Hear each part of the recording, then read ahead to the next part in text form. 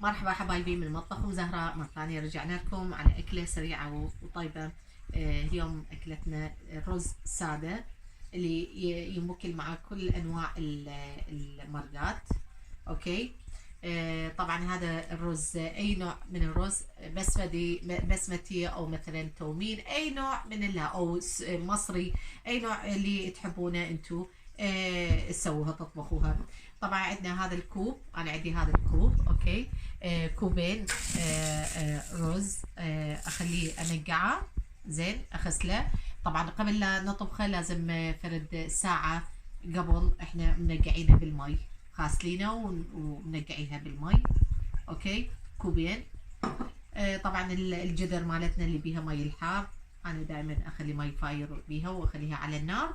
وملعقتين على هذا الكوبين، ملعقتين ملح. حبايبي رجعت لكم مرة ثانية من مطبخ أم زهراء.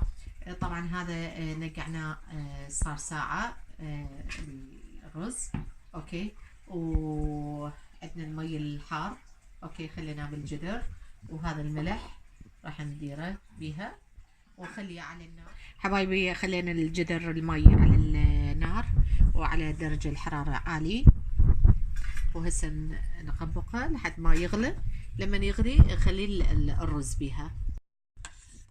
حبايبي بس حبيت اشوفكم بعد 10 دقائق هيجي صار تمن الرز البسمتي. طبعا انا بسمتي بعد شويونه، شوفوا تدوسونه، يعني لما هيك يصير بعد هيك فرد 10 دقائق بعد وينضج هذا، يعني الحبات ينطبخ اكثر.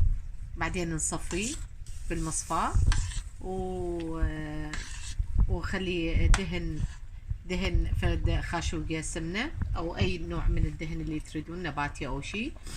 وبعدين اخلي الرز داخل الجدر وقبقه فرد 10 دقائق الى 15 دقيقة. وبعدين نصب الرز. حبايبي صفيت الرز من المي بالمصفي، وهسه رجعت الجدر على النار. اخلي ملعقة زيت نباتي او اي نوع من الزيت اللي عندكم.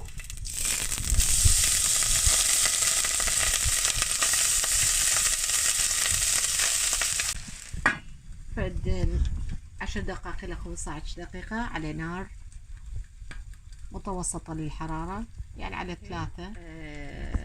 اخليه يتهدر وبعدين نرجع مرة ثانية.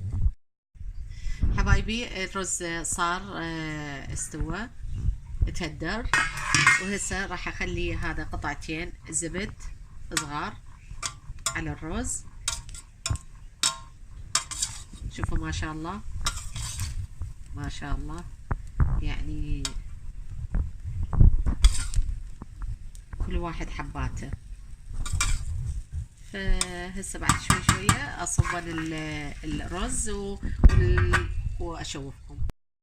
حبايبي هذا التمن او الرز، حبايبي هذا التمن او الرز استوى وصبيته بالصحن مال التقديم، والف عافية.